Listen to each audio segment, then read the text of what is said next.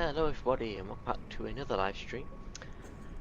Today we're going to be doing some real world TUI ops from Leeds to Faro, which isn't very common real op, but it has happened in the past, so if you are wondering, that's the case. It's not very common, but it is real. I wanted to fly out to Leeds today just for some weird reason. I wanted to do a holiday hop, which is a bit longer because I had the time for it. We haven't streamed in a while, so I thought why not kick it off with a longer one. Some chilled out vibes, some fun, hopefully some nice chats, if anyone tunes in. But anyways, we're in the Boeing 737 MAX 8 in TUI livery. We're in the G-Tunks sort of registration, and we're currently just being boarded by Swissport ground services with all those passengers. So I guess without further ado, we should probably power on the aircraft and get going. So let's get straight into it. So first things first is getting out of drone mode and into the cockpit. So this is the Boeing 737 MAX cockpit. It is provided by the iFly team. Great team, and it's definitely fully worth the price. It's got an insanely detailed cabin if that's what you care about, and performance is very good as well. So huge props to the iFly team, of course, for making this all possible. Anyways, we need to get some power on, so we're going to get ground power connected before anything else. So we're going to go to the sim menu, ground support, and we're just going to get that electrics set and done, and that should get us on our way pretty soon. It just takes a minute for that ground power to become connected, however, so do bear with it on that. So ground power is now available with that blue button there, so we're going to get the battery on first, and then we're going to get the ground power on. That should bring a relatively good life to the aircraft. Alright, cool. So next things next is anti-collision light can come on, window heats can come on, the IRSs can get two notches to the right to the nav position so they can align in time.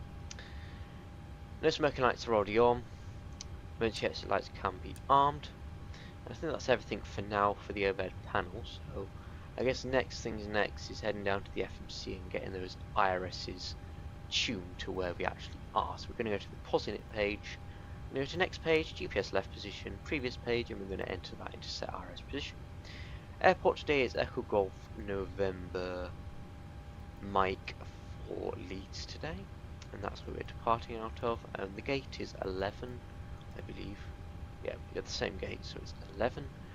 Next is going to the route page, to get rid of that, and we'll request our flight plan from SimBrief.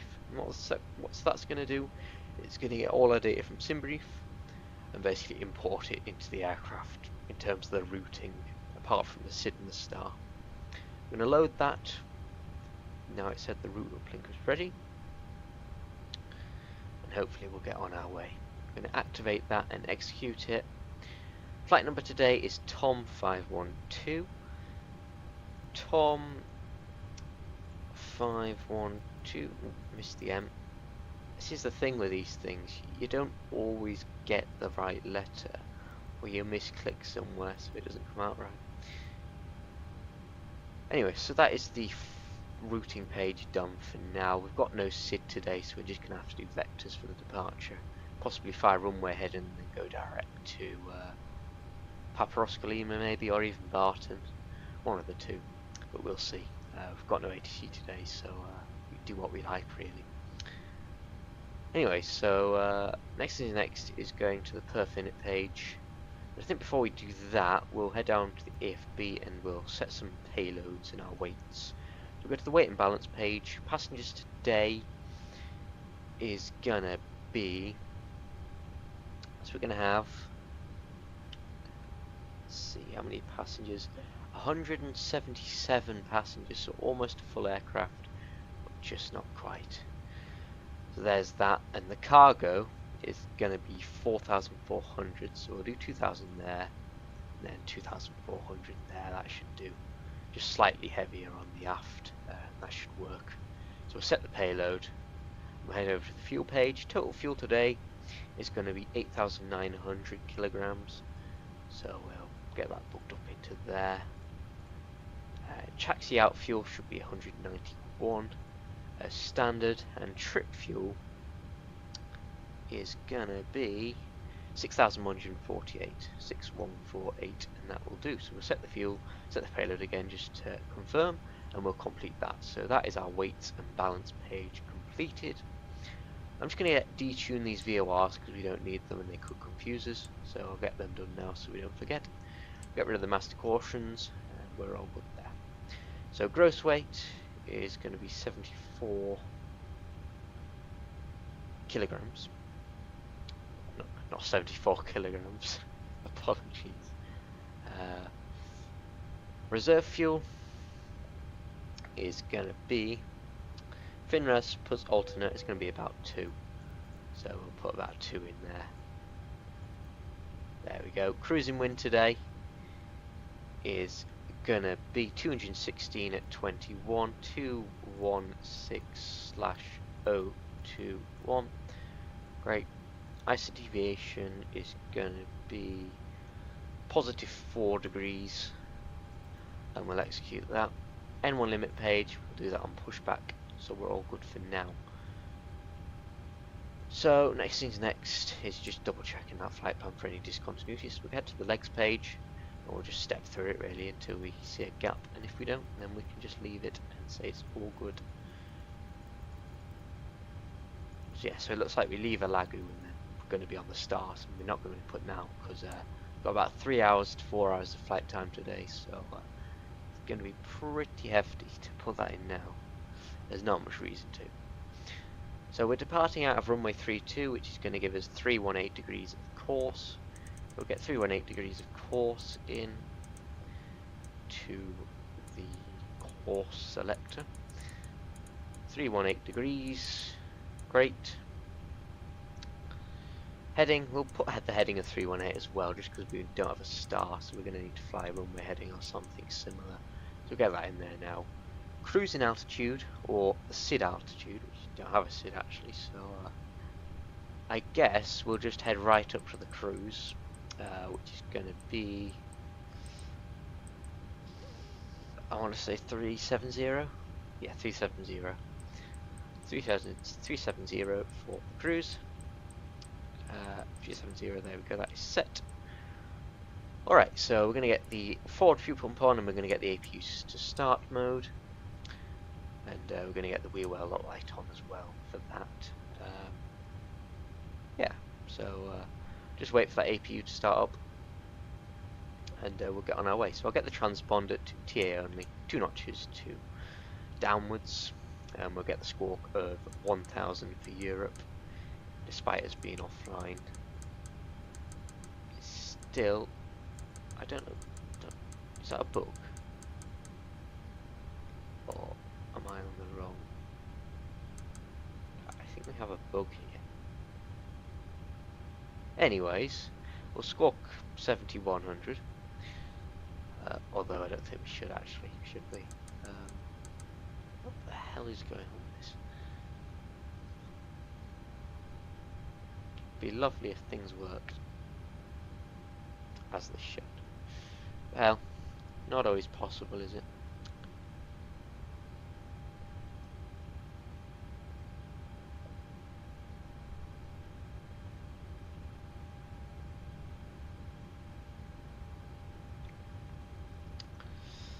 Alright, so what the hell is going on with this transponder? I'd love to know.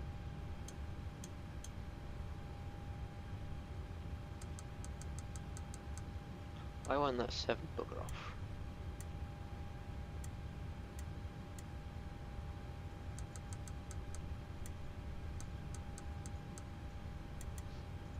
Very, very interesting. Well, I'm just going to squawk 7634 because I know that's safe. I'm going to have that as a bug because it didn't do that before. And yeah.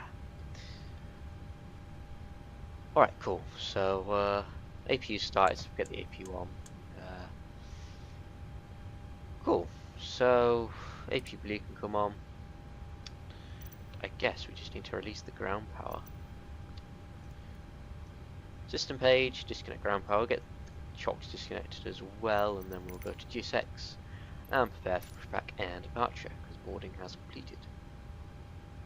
Doors are closing and stairs are going down, so that's fair to say. Pushback is getting on its way.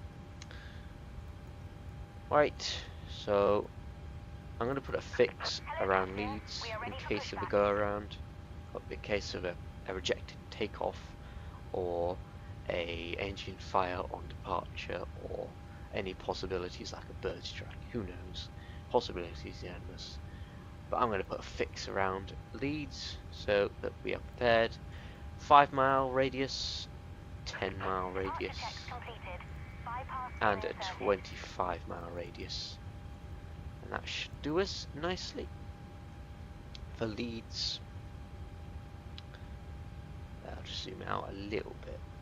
Actually, we'll zoom this one right out, and we'll need ours a bit less zoomed out because we're going to be using it to fly. Cool. So I suppose we could do some takeoff performance. Unless we get the cabin utilities on, we've got the fuel pumps on. Yeah, everything else needs to wait really, doesn't it, for engine start. Cool. So for performance and payload, performance takeoff, sync FMS data. Condition is dry, runway 32, flap config, flaps 5 degrees, air conditioning on, anti-ice off. Not in, oh, never set the QNH, which is 1015. 1015, copy FMC data, mission dry, runways 32.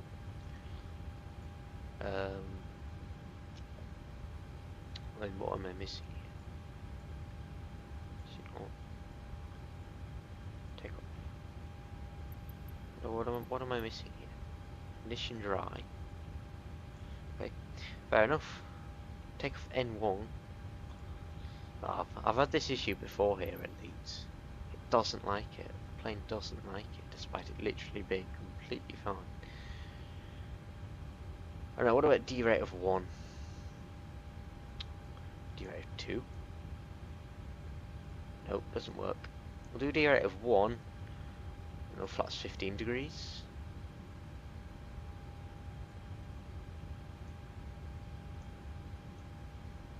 Doesn't like this airport. It's done this before. I know it's a bit ridiculous, but 25. What about a tier 2 with 25? We could also do flaps 15.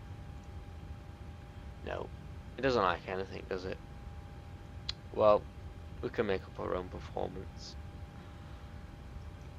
I'm pretty solid on this plane, so I'm not too fussed. So we'll get terrain on the PFDs. And yeah, I think we're ready to go really. So GSX pushes back, facing, well, we want the nose facing to the right, don't we? So yeah. Can you push back? Okay, give it some patience. And we want the nose to the right. So that will do us. Cool.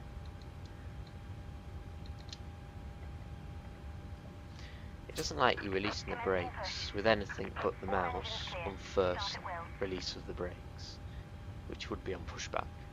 And I don't know why, but hell. Anyways, engine 2 can go to ground, and we can see that engine starting. See what signs needed to go on. You always forget something, don't you? N2 is on the rise. Motoring. Wait for motoring to go away, then we'll introduce fuel into engine number 2. Should be nice and quick because it's our first engine start of the day. I hate these window blinds. I don't know if there's a way of getting them to not go down, but they always go down, even without user input.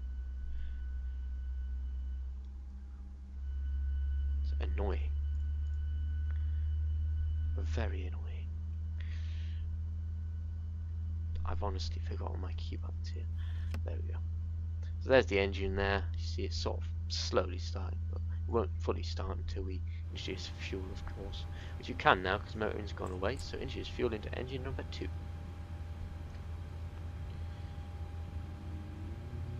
Cool. M1 is on the rise. I'm going to go to the N1 limit page. And now let's do a temperature of 53 degrees, standard D rate. take off flaps 5 degrees, trim, it can be set to 5.43, V1 of 144, V rotate of 146, and a V2 of 155. Of course we don't have a SID, so I guess we need to select the runway though, don't we? So well, cool, pre-flight is now complete. Brakes are set, I believe. Yeah, they are set. Flight director left side, flight director right side, heading select mode and VNav can come on. Cool. Awesome. Engine number 1 can go to ground. Strobes on. Logos on. Cool. Unlocking gear. N2 is on the rise and we're motoring. Next will be waiting for motoring to go away. And we need center pumps for this flight, so we'll get those on. Always do your checklists, my friends. Always do your checklists. Left is clear, right is clear. Fine. I know we're not in intercept heading, but we're not going to be, are we? View 2 is 155 today. Because we are quite heavy, so makes sense. Cool.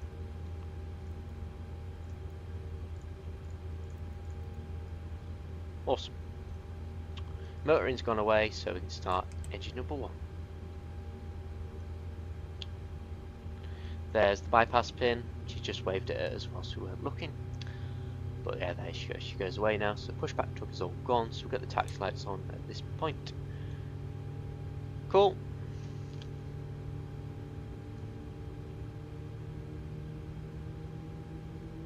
I do love the Max.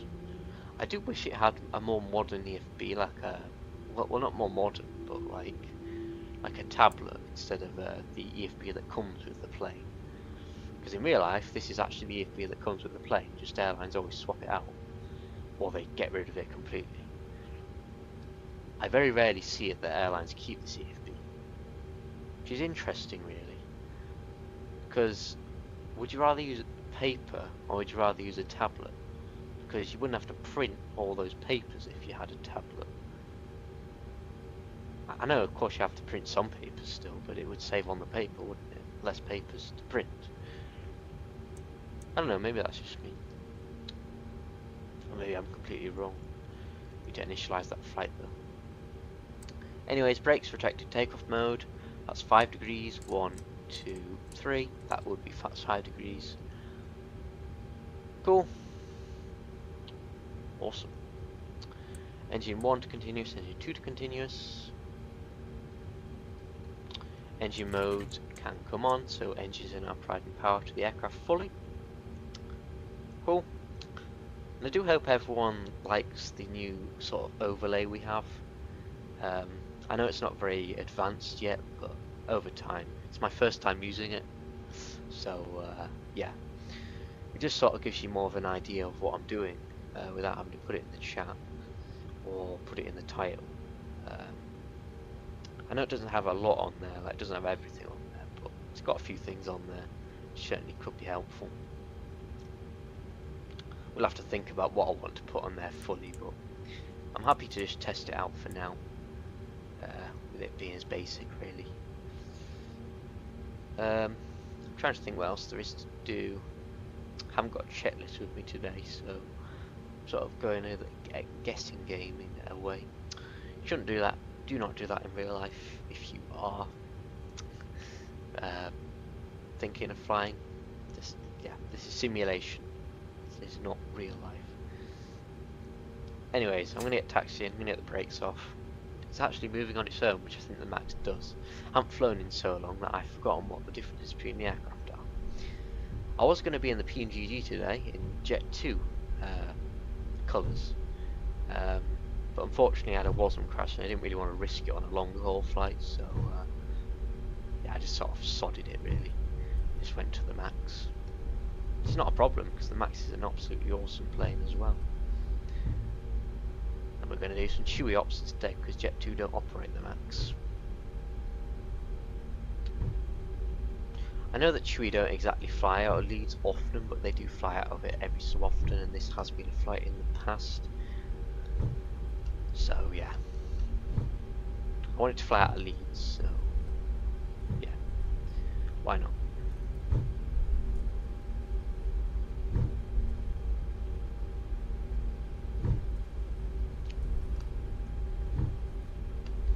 And apologies if my flying isn't on point. I will reiterate, I have not flown in a while, so do bear with me, especially on a yoke. I haven't flown in a while. As we'll slow it right down as we get to the runway, get the lights on. Landing lights from return off lights, wing lights, cool. And we'll kill that APU as well. Kill the APU bleed, get the packs left side, right side on. Cool.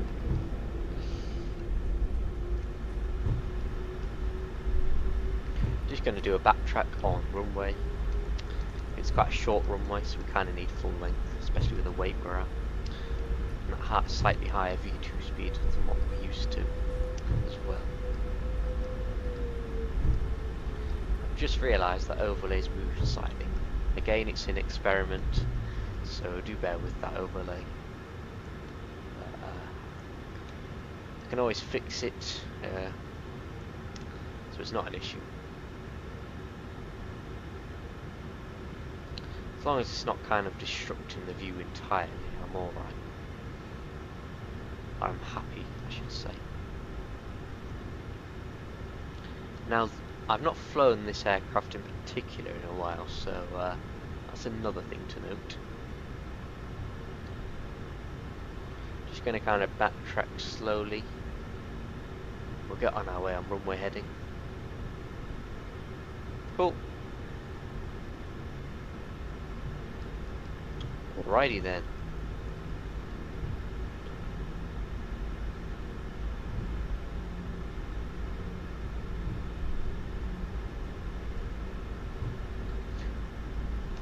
Okay then.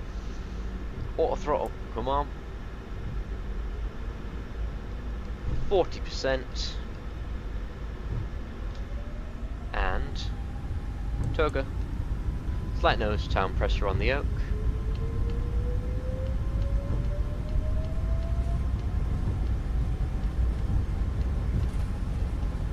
$80 knots, we're neutral. I'm going to use a bit of right rudder here, quite a bit of right rudder actually. We're going to have to counteract that with some left aileron, I think.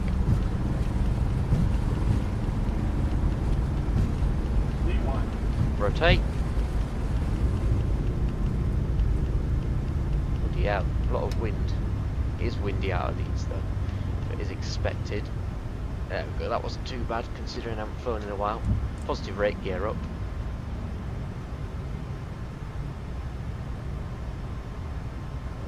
Yeah, I'm not used to this, am I? To really get that nose up.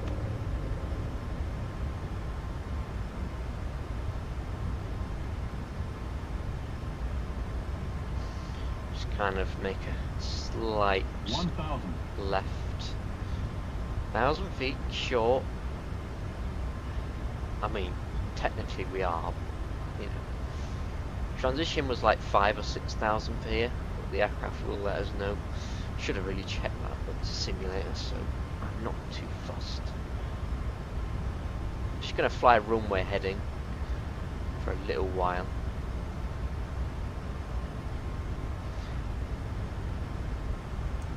I'm gonna fly 320-ish degrees. Oh, the aircraft really doesn't want to speed up, does it? It really doesn't want to speed up. But I'm just going to get that nose down, just to get that speed up, because that is ridiculously low speed. Quite ridiculous.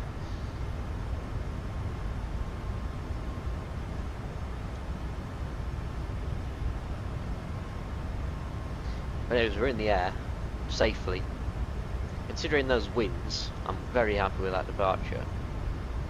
Use some left aileron and some right rudder. Perfect. It's awesome.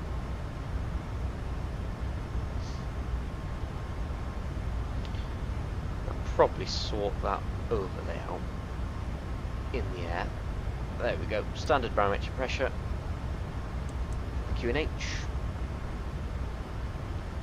Jesus, what is with that speed? Got auto throttle on. Must be because I'm flying runway heading, it doesn't like it. Or sort of runway heading anyway. That's 1 degrees.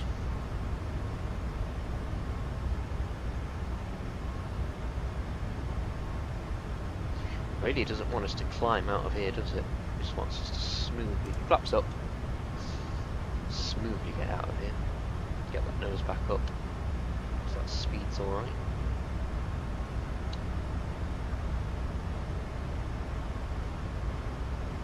.250 knots is the new speed restriction, and we'll go direct to Barton, I think. LNAV, cool. Heading direct to Barton now, so making a left turn here.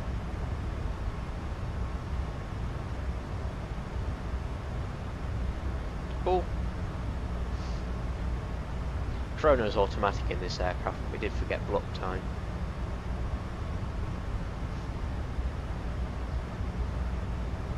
And I'm noticing that the overlay is a bit low quality, so I might have a look into that as well.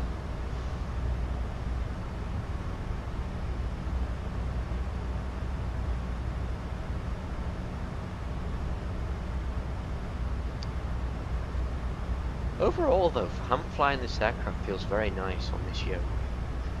I don't know why, but I feel like I'm doing it pretty well considering I haven't done it in a while. By a while I mean like a month to a few weeks. So yeah.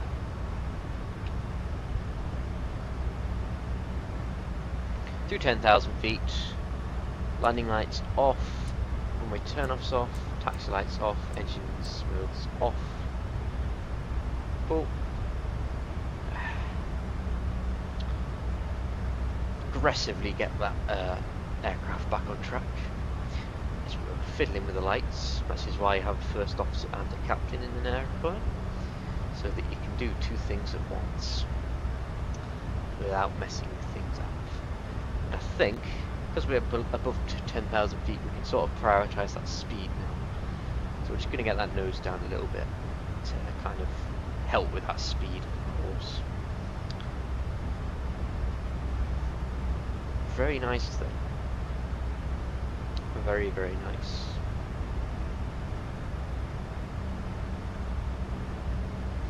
Just get that nose down a little bit. Pitch a little bit left. Just to keep on the route.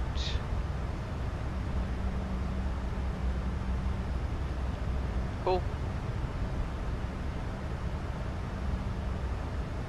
I'm not used to streaming this early, to be honest. I don't normally do it, but because it was a longer one, I thought I'd get on early. I normally like to start at like 1 or 2, but I thought I'd get on a bit early and do a longer flight. Could be fun. I don't like to do them often because I find that you can get bored of them pretty quickly. Yeah. Of course, time acceleration could help you, but I'm not a big fan of it. I mean, I'll do it if it's an ultra long haul because it's fun just to do a long haul every once in a while that's longer. You can't really do that full time unless you've got the energy or the oomph to do it. So, yeah. Still hand flying, by the way. Probably tell by how I'm sort of having to correct it quite a bit. About 280 knots there. Really doesn't like the speed though. Really just wants to climb. It really does.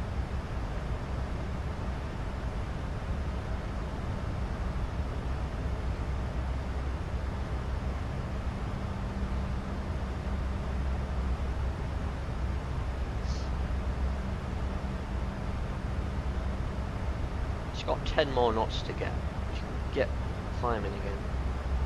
Really get that nose down. There we go. There we go. Awesome. Get the nose up a little bit. Once you hit that speed. Cool.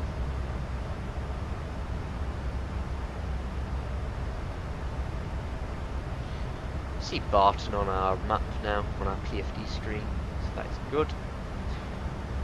I think we'll get the Commander autopilot on now.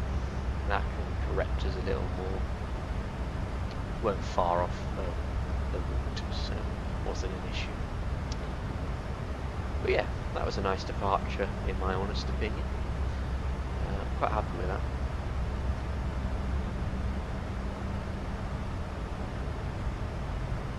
I guess now it's just time to enjoy the views. Well, the first things first, checking everything's set really for cruise and all that. So reactive take-on water brakes can come off. Wing lights off. Anti-collision light off. Should do us. Zero signs can come off. Cool. I haven't started New Sky today, but I forgot to do it. Can't really do it mid-flight, so I guess we'll keep on as we are. But that's it really, so I think we'll just get some nice wing views for the departure. Now, which one is it? I think it's Control 9, yeah. There we go. Have you on that view for now. Might change to exterior views. If you request a view, I will, of course, change it retrospectively. Cool.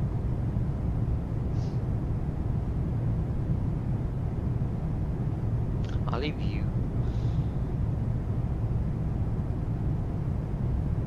Give me one moment, my friends. Head to the settings, display. Now we'll extend these displays so I can sort of get extra information on the other screen. Right, it's a lot easier when you're streaming. Apologies for that noise as well.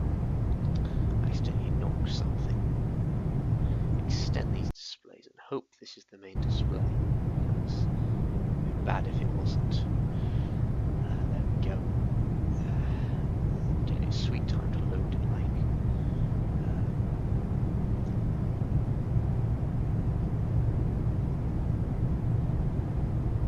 Hope everyone is doing well though. It is a Tuesday morning, so I don't really expect many people to be on the old YouTube. Oh, there we go. Forgot I changed the HDMIs around. That's why it wasn't loading. Anyways.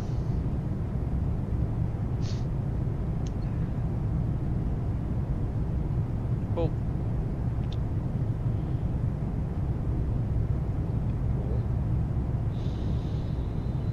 There we go. Get back to the live now. The heck has happened to the stream?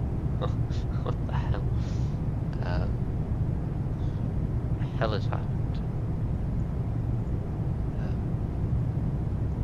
Well, Sim seems to have shrunk. So I do apologise. I will sort that. I could just simply transform it. Fit to screen, there we go. Nicely done. Apologies for that.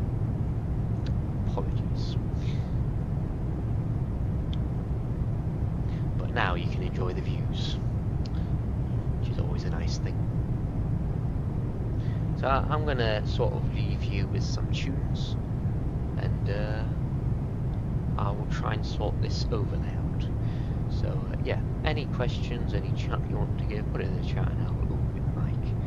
But anyways, enjoy the views, and thanks all for watching. Hope you enjoy the rest of the flight.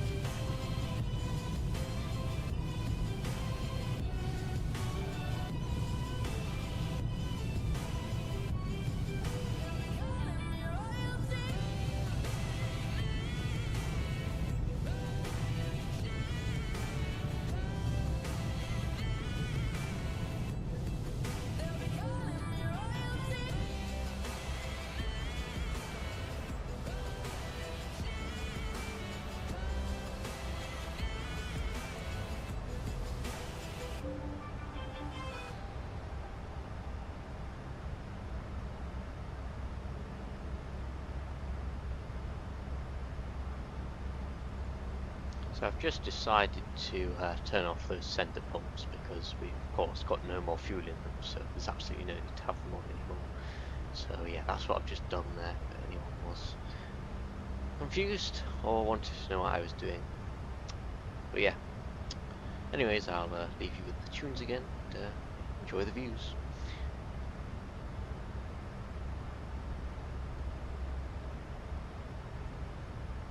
Birthday coming up?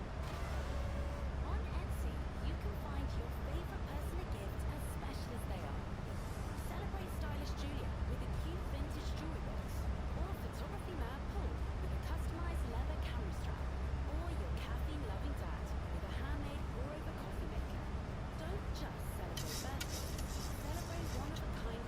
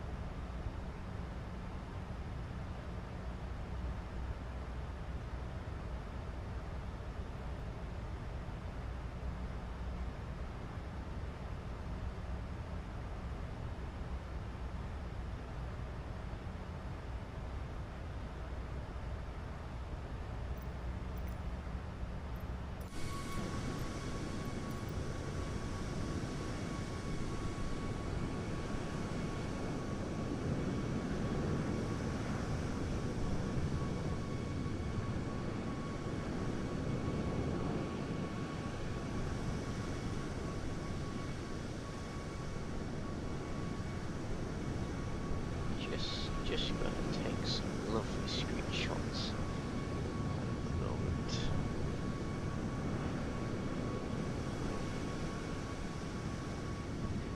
Get it right.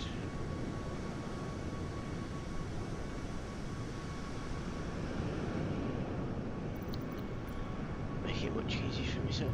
Reset the camera. Reset position. Okay.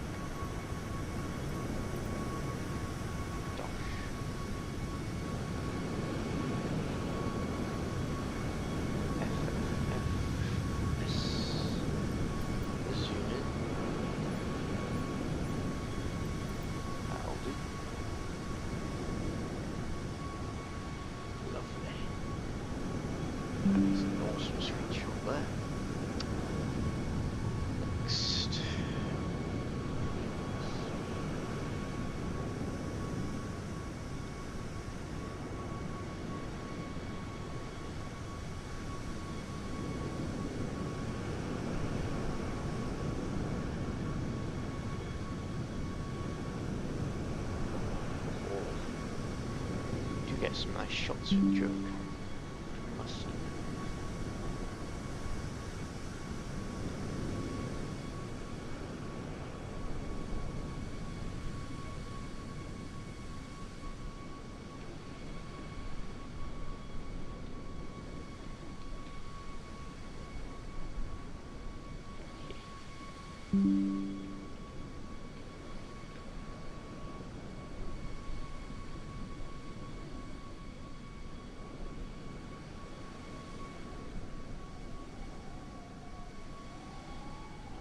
That could be zoomed in 100%.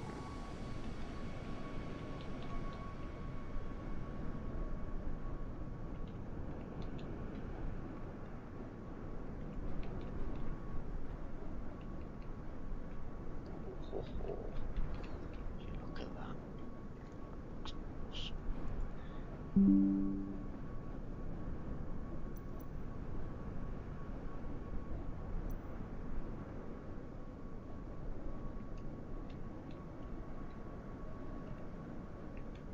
I'll leave that view actually up. It's too good to miss.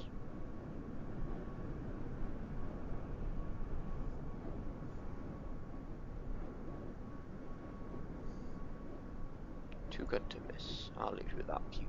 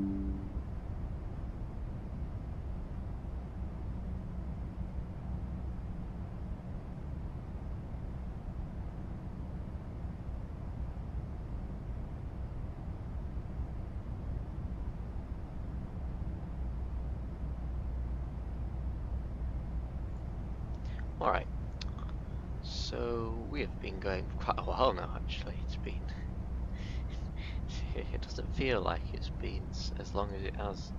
It's been a good two and a bit hours. We're about 100 miles from Faro at this point in time. Some lovely views on the way. I mean, we've only really been routing across the sea, and now we're just routing over Spain to get to Portugal. Yeah, but it's been nice, the views, you know, some awesome out exterior views for sure from the drone cam. Just zooming that in, just absolutely awesome if you ask me. So yeah, I mean, quite happy how it's gone so far. Just hope the landing doesn't disappoint, because that sometimes does happen. But hell, what can you do? What can you do? Just gonna make sure I've got gears running so we get a landing rate when we touch down.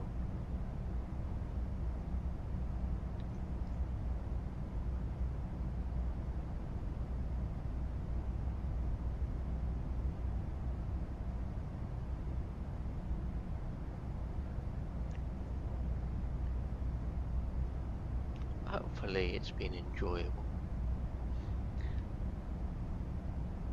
I do admit I wouldn't be as intrigued unless the chat was quite large to be watching a stream like this.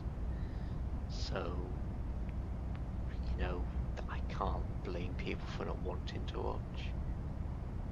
But I think overall you should, if you're not doing it as a full-time job, and you know you've got a decent amount of subs and watch time, you've got the clicks, you've got the everything else you need, and you're on, you know, I don't know, maybe 100k plus subs. I think that's the point where you can sort of think, yeah, okay, I can put this as my full-time job. I think at that point you do have to sort of tailor it, because it's your job too.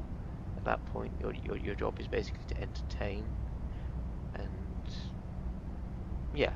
But if you're like a smaller time creator, like under 1,000, or like in the low thousands, or you're under 50k basically, you probably haven't got enough to sustain to make it your full-time job.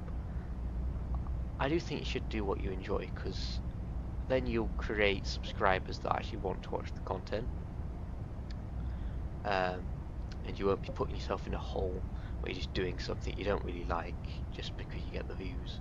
I think that defeats the point of YouTube at that point. I don't think people should do that, because what's the point? What's the point? You're just doing it so you don't have to do a standard job. Is it like if you like? I do think that's wrong, because you should do what you enjoy, not what gets you clicks, or but at least at the lowest subscriber rate, because you're going to be building your subs on stuff you don't enjoy. I think you should build it on things you do enjoy, therefore when you do end up having this sustainability to make it a full-time thing, you can continue doing what you enjoy, and that's where it comes from, you know. I do think people that they actually do YouTube for the good of them, because they actually enjoy it. They're not just doing it because they get the views, and at that point they probably don't show as much enjoyment, so they'll probably start ending streams early, making shorter videos, making less regular uploads, because what's the point? You know, they don't enjoy it, so they won't want to do it. So therefore they're just doing it maybe a few times a week just to get the income basically, and it's just wrong. You shouldn't do that. Really shouldn't do that. But anyways, that's my view on it anyway. But back inside the cockpit, just checking. Yeah, 78 miles from top descent, so I think we'll get some approach data in now, so it's all done and ready. So I think we're going to be on the ILS Zulu for 28 on the Alagu 5 kilo, transitioning of Gebti. So, in other words, departures and arrivals page, arrival, because we do have a star into Faro, unlike the SID. We didn't have a SID come out of Leeds, so we didn't have to do this, just had to select a runway in Leeds to depart. So we're going to be using the ILS Zulu 28, Yankee, not Zulu. Alagu 5 kilo, transition of Gebti, execute that, check the route over. No discontinuities, but we'll double check it on the PFD so that there's no strange activity. I'll just zoom it in a bit so we can see it better. And by the looks of it, it's just straight in, and then of course the hold is actually written for us at Gimel if we have to do a missed approach go around at Faro. So there's a top of descent marker there, the 18-mile radius, which is about right.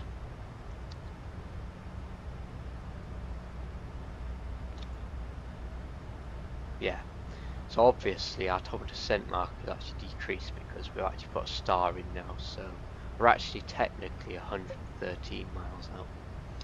And this is sort of why you have to do it at about 60 miles. I know I did it like a bit before, but it's because it actually increases the distance, so it gives you a good amount of time to sort of get to that 100 miles, so you can sort of work out what you can do. Look at the weather. Can you land there due to weather conditions? Of course we can, there's no doubt in that. It's Faro in the summer season. It's Portugal in the summer season. There's a few clouds, sure, but there's nothing stopping us from landing there, so instantly we know we can land there. Of course you would check this over with the charts and data you have, but in terms of flight simulation purposes, you can see what the weather's doing. It's not extreme. We can land there. Jobs are good. Cool. VNAV page. Curious why the ATC page doesn't work in either 737. Surely someone's got to model it in the 737. It's nice to have CPDLC in the plane, but you know, not always get it. Anyways, in terms of our fixes, we're going to do Romeo Whiskey 28. We're going to do a /5, just the same as Leeds, /10, and a /25 mile fix ring. That will do us nicely. Cool. And that should, if we zoom right out, give us some rings. Yeah, those green lines, those are the rings. Those have been successfully inserted for us. Cool. In terms of our landing performance and payload, show landing, copy FMC data. Although we should probably, before we do that, get like QNHs and things in, because it'll be a lot easier to work with the landing performance out once we've got the weather in. So in terms of Faro, we're looking at winds of 260 at 12 knots. That's fine. Clouds are few at 9 and broken at 12. Temperature is going to be 21 degrees at Faro, so we'll do 21 degrees just there. The QNH is going to be 1016 hectopascals, just slightly different to Leeds really. Condition is dry, of course. Winds, of course, 260 at 12. 260/012. Cool. Flaps config, going to try flaps 30, air conditioning on, anti-ice off. Auto brakes, we'll try 1, but I don't think that's going to work. We'll see how much runway distance we have.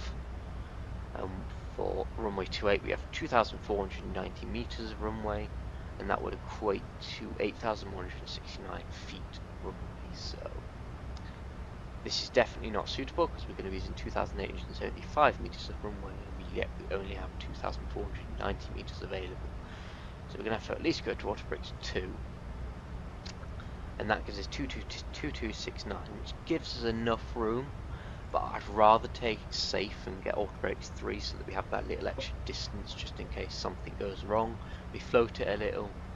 Yeah, just kind of safety reasons, because 200 feet isn't much. I'd rather give ourselves a good 400, 500 feet, which we give with 1,924 meters on Autobricks 3. So I'll pre-select Autobricks 3 because that is all good for me. I'm happy with that.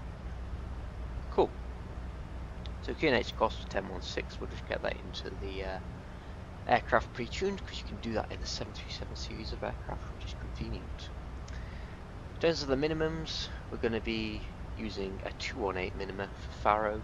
So in terms of Baro, we're going to put that to Baro mode, and we're going to do 218. Cool, that's Baro set.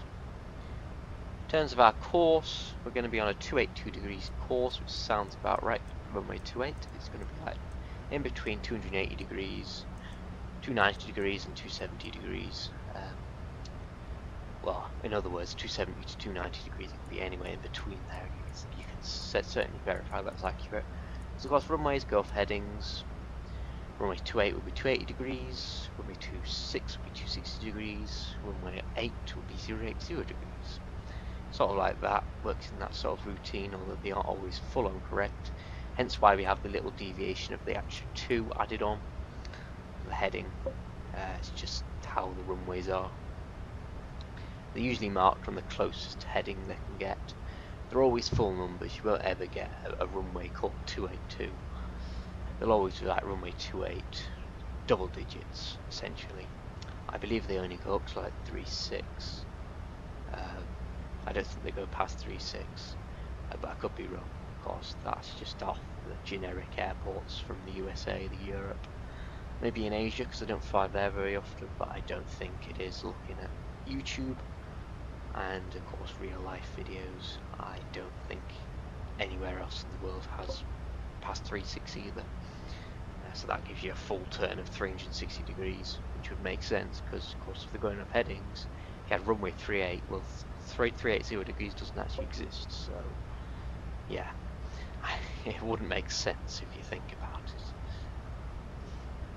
it. But yeah, anyways, what altitude do we need to descend to initially? I'd say initially we need to descend to 3,100 feet for, it was Gebty, but I think I'll just put the straight in altitude for the ILS because we've got no air traffic control today, so yeah. By the looks of it, it's going to be 1355, so we'll do 1350. That's the closest we can get to on the MCP altitude knob. So we'll do 1350, and that'll do us nicely. 1350. Oh no, it's 1300 because you can't do the hundreds in this, can you? You can in the Airbus, but not in the Boeing. Completely blanked my mind that. But anyways, VNAV should descend us to that when it's ready, so we shouldn't have to intervene on the descent, which is nice for sure. Very nice.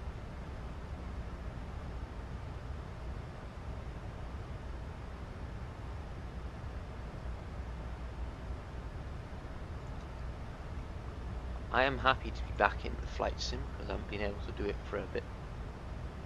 It's very enjoyable. Certainly when you come from something you haven't done in a while, it's even more enjoyable. Generally. If everything goes right anyway. Anyways.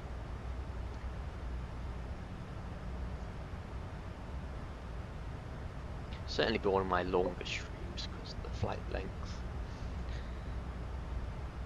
I know I did Malaga to Leeds. I believe that was my last live stream actually. Malaga to Leeds. which I used the PNVG, and therefore I got time acceleration, and I used it. So of course that wasn't quite as long, but it was very similar length. But I think that flight is slightly shorter because that's in Spain. Portugal's a bit further out. So even so, this would be my longest stream. I don't think I've done a flight longer than this on stream without time acceleration. Could be wrong, but I don't think I have. I do hope people enjoy the overlay, because that's something I'm testing out. I'm not sure why it's so low quality, but I'll have to work that out off camera. So yeah, but at least it works. At least we know it works. Fits on the screen when I've eliminated one field. It fits on the screen fine. See that I've got 1 hour and 53 thereabouts on the flight time, which would be about accurate. ATC of Tom 512, that's our call sign. We're currently on a heading of 185 degrees. We're on 186, but it's of course going to have some deviation, and we're at 37,000 feet, which is 700 feet above, but that's fine as well, thereabouts. And we're at 256 knots, which is correct entirely on both sides. And of course our flight being Leeds to Faro is said in the top left hand corner with the ICAO codes of the airports anyway, which is nice. Could mess around with it, change it around, but generally I think I'm going to have it there every stream in a similar config, so it should be nice. Should be nice. Weirdly enough, I haven't actually got bored. That's weird to say. You just kind of sat here looking at a plane, but I don't know. If you have that passion for aviation, you probably won't get bored with it. I don't know, maybe that's just me. Maybe I'm weird. Which I am, to be honest, but we're all weird in our own unique ways, I suppose. But it's what makes the world more diverse.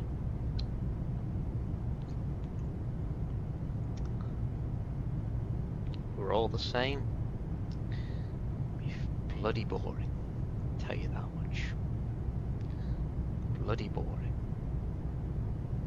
And I do adore the Max. I adore it more than any other 737. The Max is my favourite.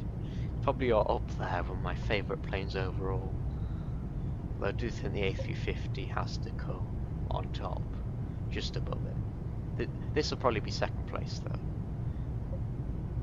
I do hope they fix the lag on that plane, because no matter what I did, I couldn't get rid of the weird small stutters, and it was quite annoying because I didn't have that before an update. So obviously something broke it, but then not everyone had the issue.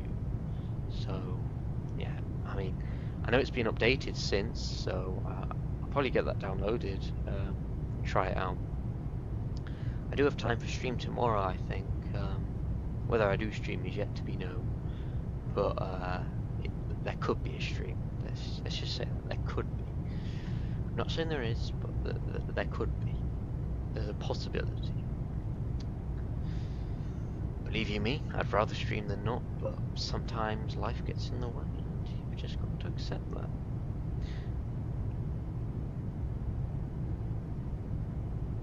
And sometimes you just don't feel like it as well. In fairness, if you don't feel like it, don't do it, because at that point you're just forcing yourself to do something you don't want to do. Therefore you won't enjoy it as much. Therefore you'll probably be a bit bored. So yeah. I will admit, last week I was actually completely redoing my setup. I got a new desk. I got a new cable management strategy, because my cables weren't exactly the best managed. I put them into sleeves, but that's about it. They were still messy. It's just basically filled with sleeves, basically. Those neoprene sleeves you got on Amazon, they only cost like 15 quid, but they work an absolute marble if you just want to have a quick way to sort of hide cables. But the only thing is with them is that they still don't look very clean unless they're on the floor and they're up against a wall. mine were all floating all over the place, so it didn't look as clean. But instead, I managed to pick up some plastic clips which stuck to your desk, or stuck anywhere really. They're stuck on the wall of the desk, wherever you want to stick them really. And they keep cables sort of, I don't know, at the top of the desk, at the side of the desk, wherever you want to stick them. And they stay quite nicely in place. And the clips aren't even cheap. Admittedly, a pack of 50 on Amazon costs 12 quid. Trust me, those are worth every penny. 12 quid is a bargain for them. There's 50 of them, and I think I only used about half of them. And to be honest with you, some of them I probably didn't even need to use. I just used them because I had them, and I thought, well, it makes the cables slightly cleaner, but I don't really see those cables, so it's not so much of an issue. But I did it anyway because I had the cables to do it. I had the resources, why not? And yeah, I mean, I got the FlexiPort E7 Pro because it was on sale. It was £100 off, and then it got an extra £50 off on coupon codes. So I ended up getting a good £150 off it, and worth every penny. I think it cost me about 430 quid, and it was meant to cost 600, 700. So yeah, I mean, it was a pretty good bargain. It's a standing desk as well, so you can actually raise it up and down, which is quite cool. It also has a nice USB-C port for charging devices, which is awesome. And it also has a child lock on, so if you're worried about it rising when you're not around because someone knocks it, or I don't know, maybe something as stupid as a moth comes along and just presses a button on accident, it's flying over it, it won't go up and down because you put a child lock on. The only way that child lock comes off is if you do a specific command, which it tells you in the manual, and then it comes off. Personally, I just keep it on unless I'm going to turn it off to use it. Because, I mean, how often are you going to use it? You're probably just going to use it when you're sitting or standing. So, yeah.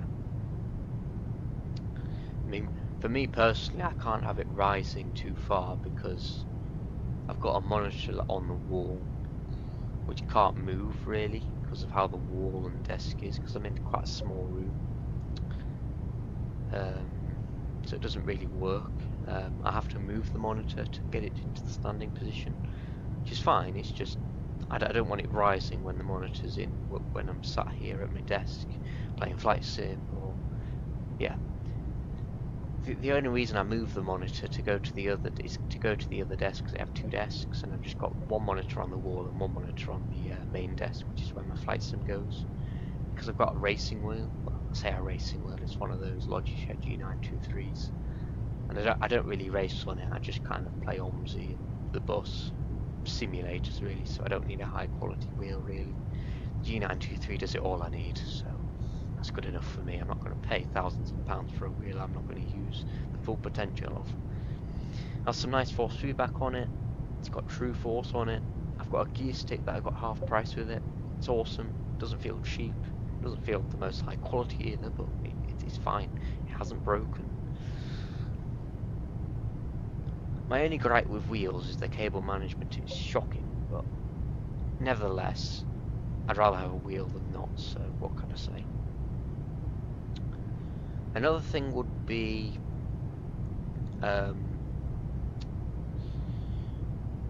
yeah, I think that's it. And if you're wondering, my other desk is actually a homemade desk. It's literally made out of homemade wood, chopped and built. And to be honest with you, it works a treat because it's nice and stable because it's kind of stuck to the floor. And yeah, and this FlexiSpot desk is one of the sturdiest desks you can get. Both my desks are very stable. And I've got to say, the only reason I wanted a new desk is because my other desk was very old. It wasn't really designed to be put down and put back up again. It's just designed to be put down and not moved until you want to replace it. And that desk got moved from room to room, and yeah, it kind of screwed it a bit. So I just thought, well, it's far too wobbly. It's just making my peripherals a bit naff when I'm playing, so especially with the yoke and that. So I just decided to get rid of it and buy a new desk, and I went all out to get a good cable management strategy, because this desk has a nice cable management tray. Works a treat. I've got no dangling cables underneath the desk, apart from when I've got the yoke on it, because the yoke is a temporary thing. I'll clamp it on and off, so I can't really manage it, because, well, I'm clamping it on and off, so I need to put it over there, like I need to put it in a completely different location, so it's out of the way. So I can't have it plugged in all the time, so I just use a removable cable.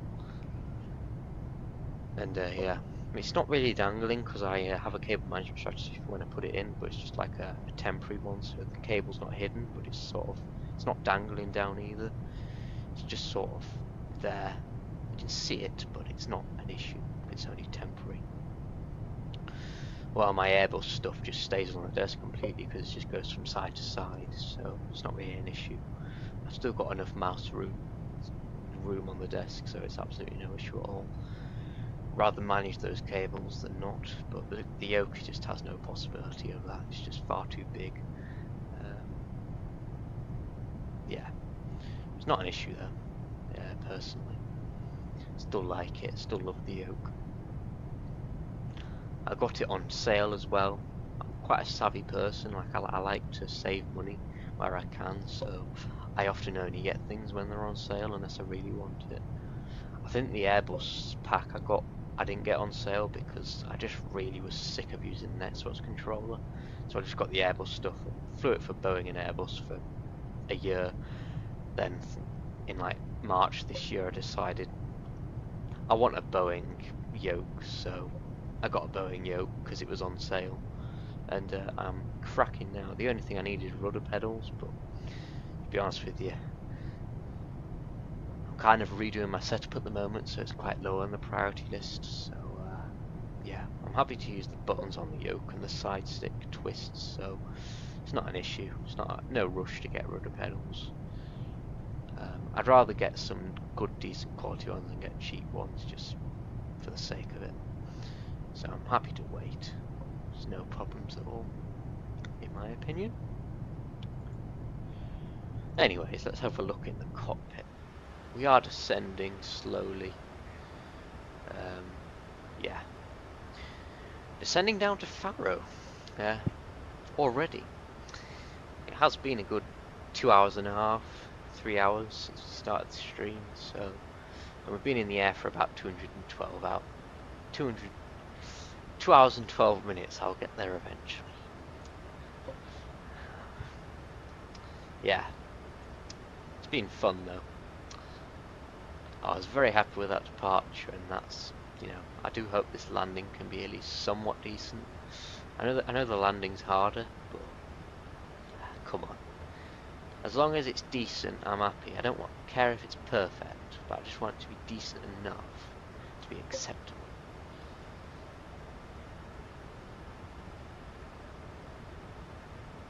We're descending nicely on profile as well, so that's good to see.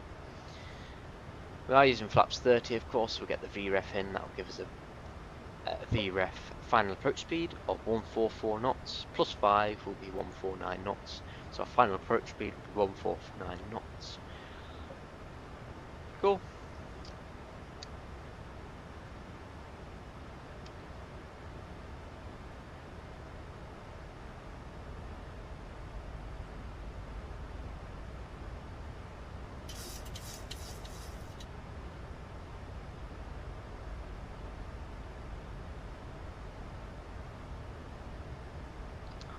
Awesome.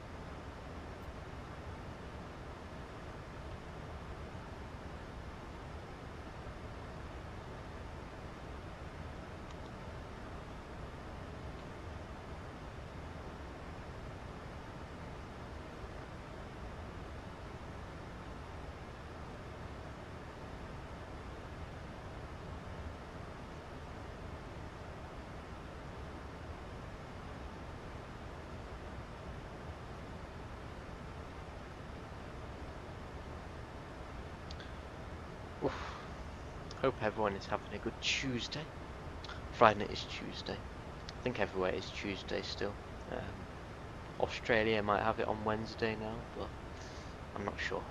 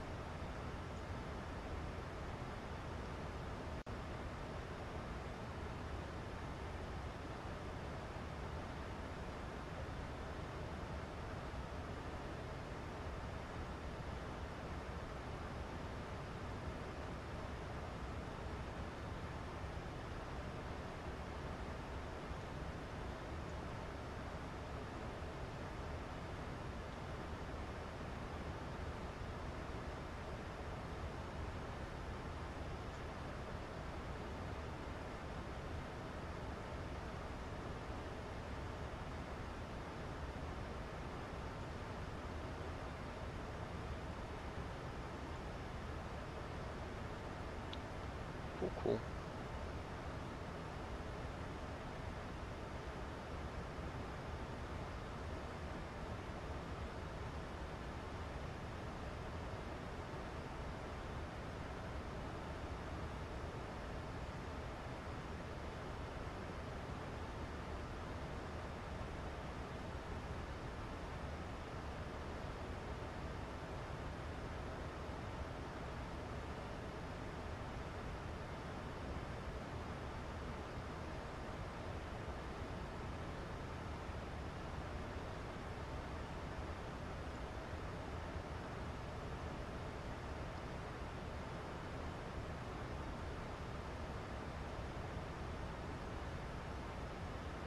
Should only really need a 1600 foot per minute descent rate.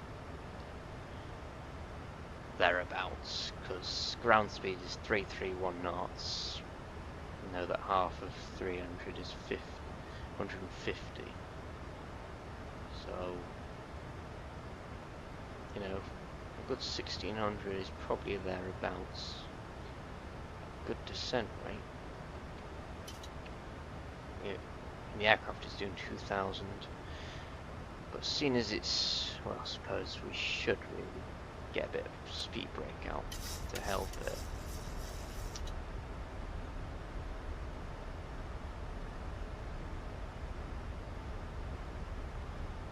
Let's get that speed down a little bit. There we go. 1750, 800 foot per minute. Let's see, that ground speed's getting down nicely. It should really only need about 1500 foot per minute then. Descent rate. We'll see. We shall see.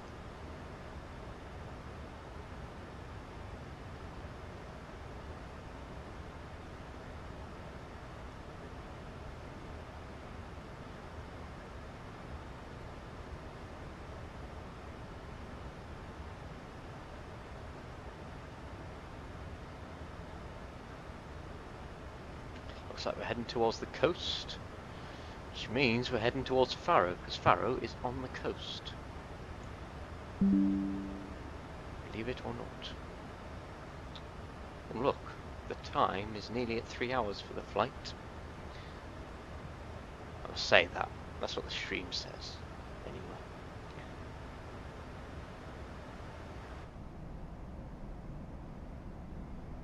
Look at that. Sandy terrain. You know where I want to fly? I want to fly to the Boa Vista Islands. Never done it before. Ever. Even in real life. I don't know, it just seems like it'd be fun. I've flown to the Canaries once from the UK. From the UK once. I've flown from Newcastle to Lanzarote, I think. Or was it Tenerife? One of the two. It was a very long flight.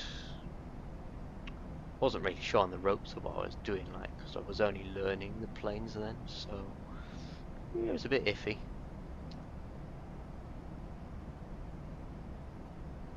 But you know.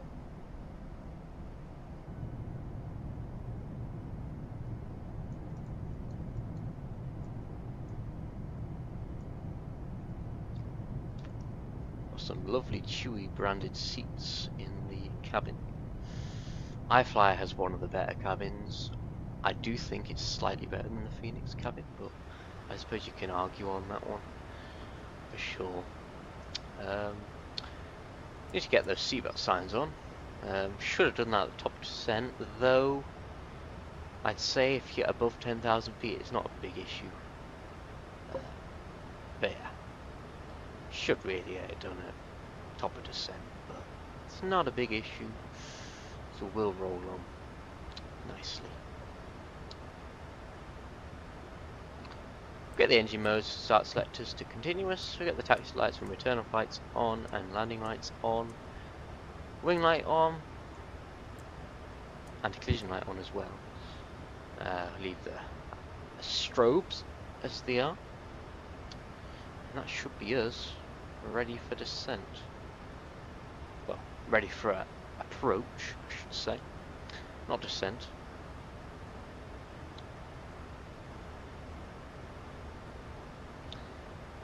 Heading in nicely.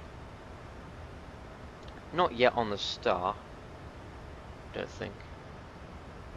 No, we're just heading into star now. Heading towards Genro, which we need to be at 6,000 minimum, 9,000 maximum. So, yeah, we're definitely on profile for that. 10,000 feet is checked. This is where you would get busy, really, preparing the cabin for arrival, because no one really wants to be stood up at this critical phase of flight. Auto brakes is set to 3 degrees, is set to auto brakes 3. Speed brakes are armed, flaps are still up because we don't need them just yet. 240 knots is now quick on current, so what I'm going to do is get some speed brake to make sure that speed can get down nicely. Cool, need to tune the ILS frequency actually, that's something we forgot. So we'll get ILS mode, and we'll do 109.5, 109.50. Get that to ILS, and we'll go 109.50. Not to be mistaken with the GLS. It's always ILS, not GLS. And as you can see, we're about 18 miles from the runway, according to that frequency. So getting very, very close. Very, very close. Now I'm going to do speed intervene, and I'm going to just get 201 knots. Just slightly over 200, just to keep us steady, but also keep us slow enough that we can do a stable approach. So we are going to be descending quite steeply in ish. I say steep. Ish. Need 250 knots to get flaps 1 according to the flaps. Speed limits just here, which are all on every single Boeing aircraft. They'll be found somewhere, so don't worry about that. Transition altitude is 4,000 feet, so we'll need to get the standard barometric pressure off and get the local QNH in, which is 1016 hectopascals. 250 knots, flaps 1 degrees, that should help with our drag as well.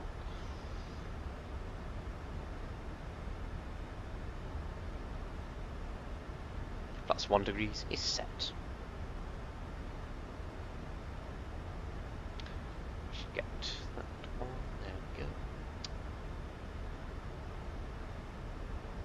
God, this has been a long flight. A long, long flight. Plus 2 degrees.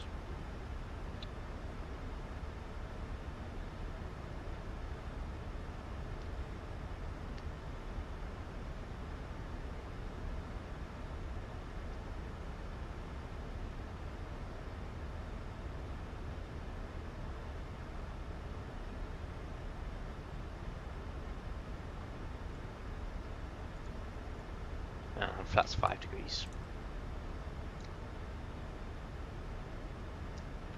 Can't go further to 210 knots, which will be flaps 10 degrees.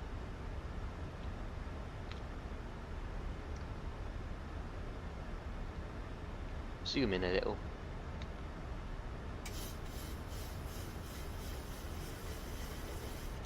Zoom that one out like that. So we're just coming towards that 10-mile fixed ring, and according to this we have 13 miles, so not too bad. Cool.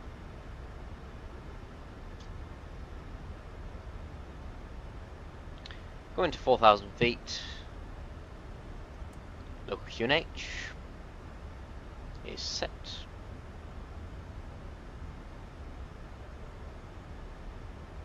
Keep it at 200 knots till we get to 10 miles, and then we get to 180 knots till 6 DME, or 6 miles from the runway in other words. And that 10-mile fixed ring should help us identify that mile radius. Speed brakes can now be armed, so the auto brake can come out nicely, which is auto brake 3.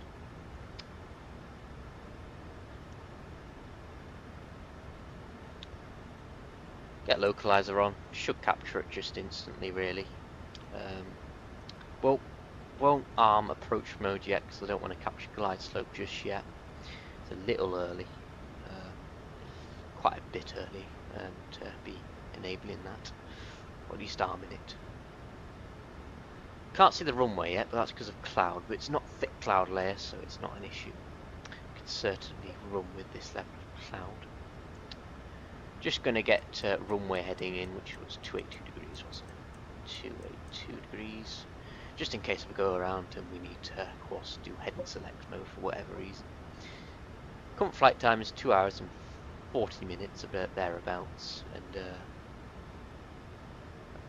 according to the stream it's 4 hours and 40, but that's a pile of bollocks. It's obviously a little broken. 2,500. I know it's not 100% accurate. So 2,500 feet, gear down, 180 knots. I'll do 160 actually till 4, and then we'll get final approach speed on. Approach mode can be armed, glide slope is now enabled, go around altitude is going to be 3,000 feet. So we'll get the go around altitude in, because we've captured glide slope.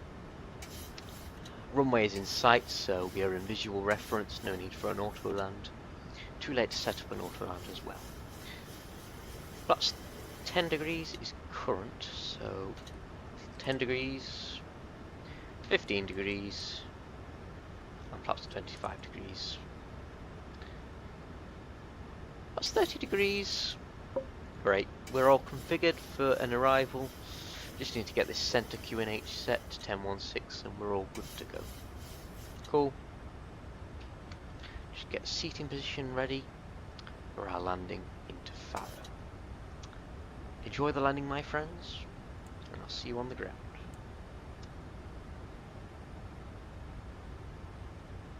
Sounds are coming up, just slightly.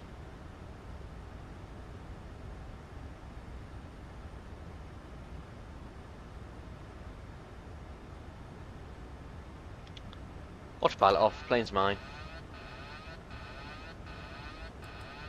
Get rid of the warning, pitching down a little. Getting on to that localizer, pitching down a little more. Again, haven't flown this in a while, so do bear with the landing. Yeah, cool. Well, we've made it to Faro. We've made it. Just thereabouts.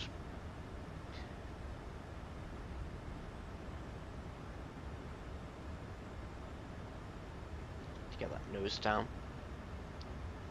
I do believe this is a freeware scenery, so I do admit that the glide slope might not be 100%, so I'm going to use visual reference on top of that. But Pappy seemed fine, so I'm going to go with it.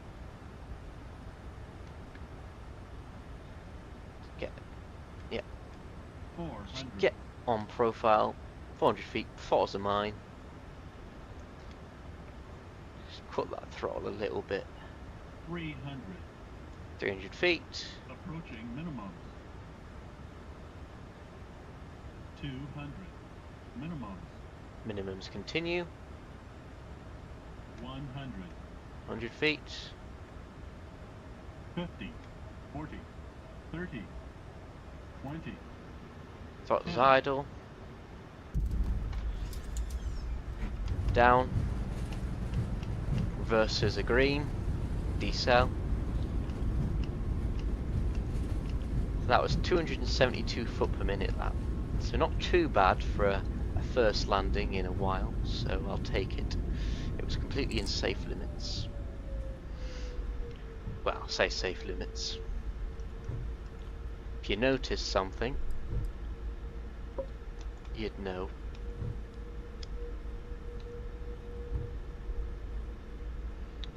Just roll it off the runway. Welcome to Faro, friends. No go around needed. I will say that's all good to me, friends. All good to me. Let's vacate here.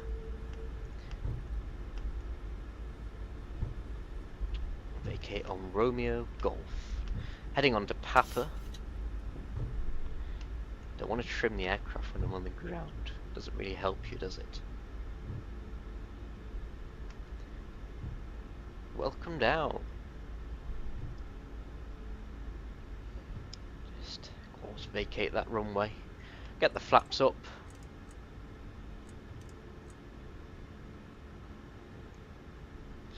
Just get on this straight and we'll head to a gate. Probably use gate 320, 318. Those will do as nicely. Apologies for that. Hiccups among us. Speed brake up. Armed. ILS detuned. Auto brakes off. Landing lights off.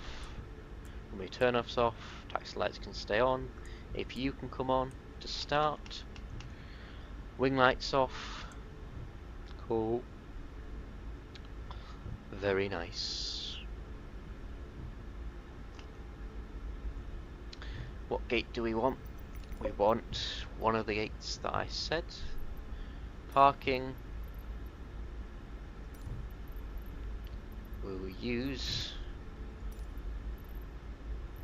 these in a random order or something. Well, we'll use 320 because we can't use 318. Use Omni handling because that's what it wants us to use.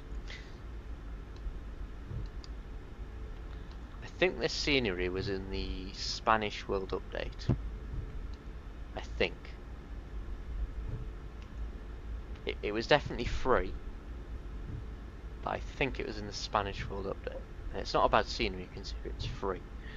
So I'll certainly take it any day of the week. For sure. Very happy with today's flying though. Good departure, good landing. Can't ask for much more. They weren't perfects.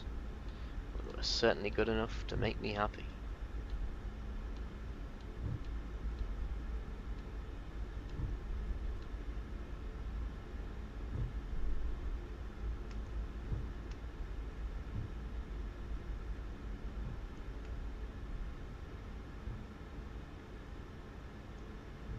Awesome.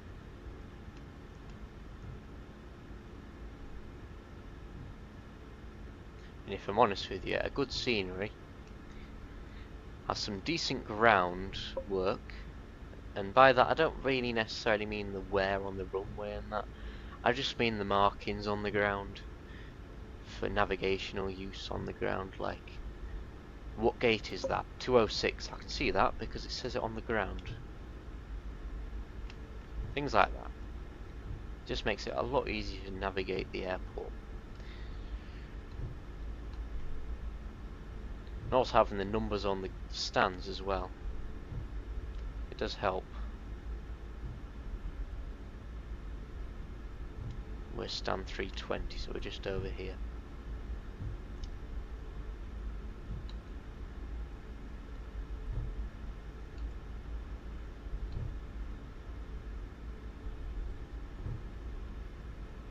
A slight turn here to the left. 320 is just after that gate there. It's 380. For some reason GSX didn't let us choose, so we're using 320. Here's 320. Just make the turn in. Yeah, there's some decent ground texture in. It's not the best, but it's good enough for free scenery. If you're not paying out for it, you can't really complain. It's rather use it or you don't. Whereas if you pay for it, I can definitely see why people complain. And I would complain myself.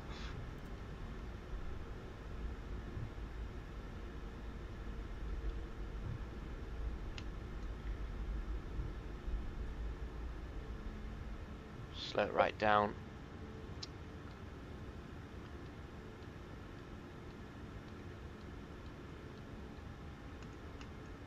Man, it's an awesome ground system. Bit further, just a little further, a whittle bit further.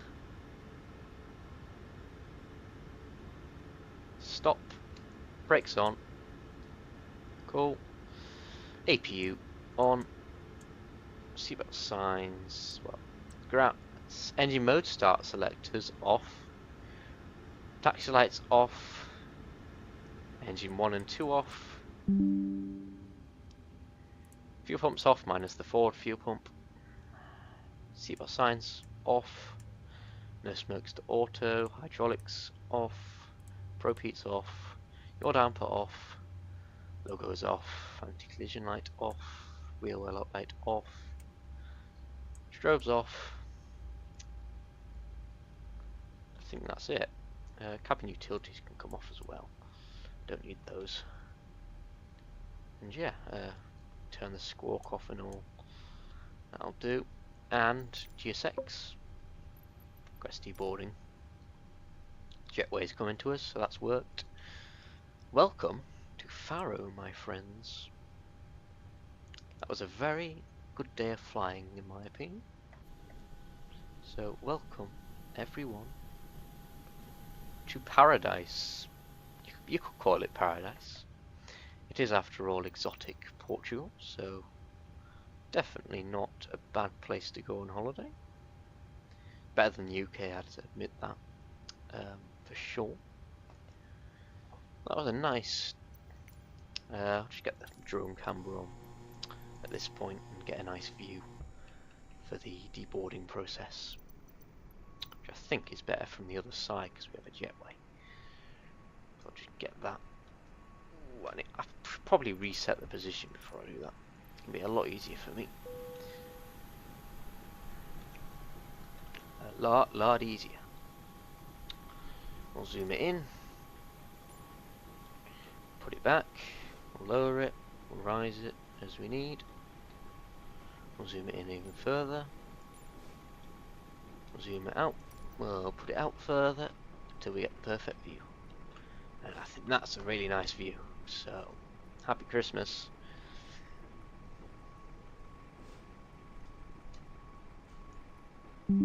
Stop.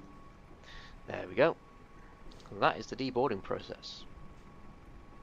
Replay is to come. Although knowing that we have to restart the plane entirely, because I don't think this plane has a sort of startup state like the PNVG in Phoenix does. So probably have to start it all from scratch as if it was a turnaround. which should be fun. But yeah, I mean, it was a very nice day of flying. 272 foot per minute. Won't complain with that at all. Completely fine for me. Departure was fine. It was nice and centered to a degree. Used that rudder and of course used that aileron to keep the aircraft stable because it is Leeds, quite a windy airport because of how the runway elevation is. It's quite a high elevation.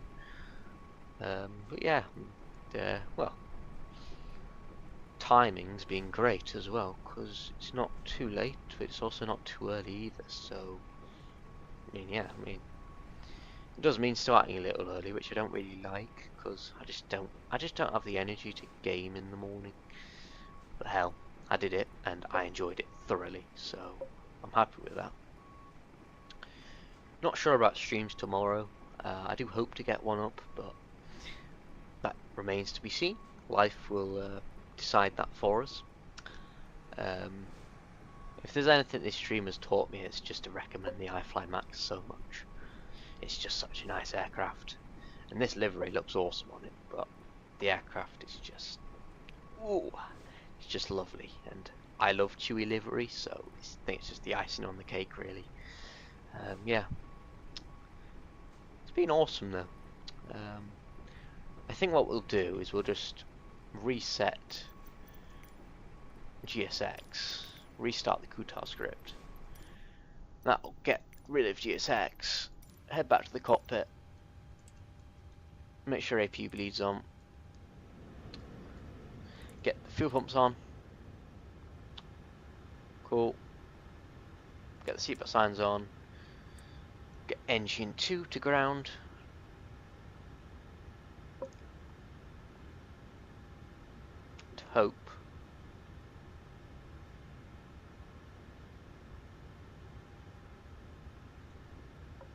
providing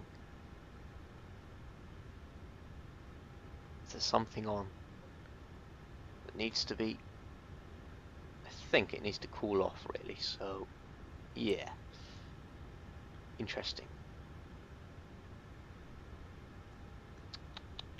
Does this aircraft have startup states?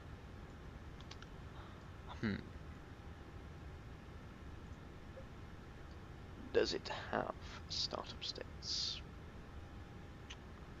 Sim menu. Panel style.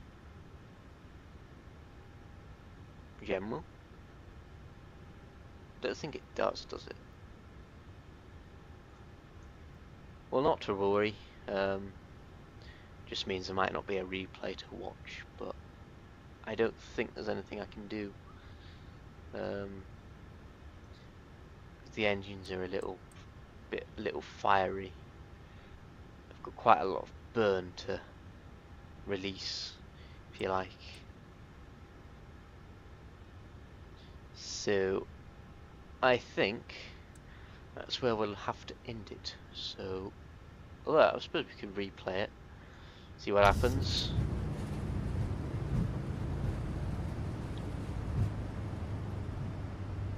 See what happens to the plane. There's no harm in it, and the plane wasn't starting itself, so we'll see how it goes. Stick it there.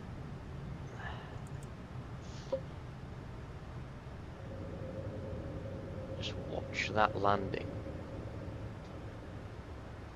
Better close Geese before it has a go at me. Where's Geese? Quit. Thank you.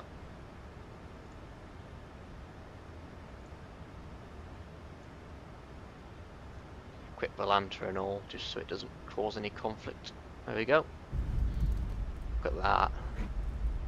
A decent landing, if I'm honest. Lovely. I enjoyed the hand flying as well of the aircraft, so I'm very happy with what I've accomplished today in the sim, if I'm honest with you. And that was that. Seems to have worked, so who needs engines when you've got this? Who needs engines? Get a lovely wing view. I do from the airport side though. A beautiful wing view. as we head into Faro. Of course, we've got no flaps, but that's not an issue. Who cares about flaps? Who needs flaps when you got a replay? Who needs them? See our passages. See, that didn't feel bad at all. Certainly smooth enough. Certainly good enough for me. Auto brakes 3 kicks in. Had more than enough runway to use. So I'm happy with that solely. I think what we'll do is we'll get that view as well.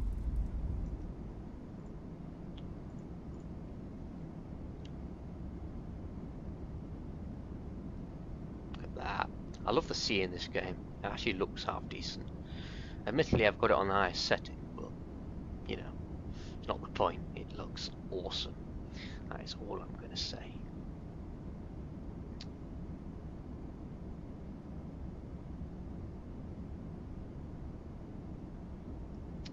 I would like to take this time to thank anyone who has tuned in, and yeah. And as we leave, welcome into the stream, LSV Bow. Nice to have you in. As we end it though, so yeah, hope it's been somewhat enjoyable, and yeah, smaller time content creator, but you know, do it for fun. So yeah, some lovely replay views there, and yeah, hopefully see you all very soon. And yeah, thanks all for watching. Bye guys.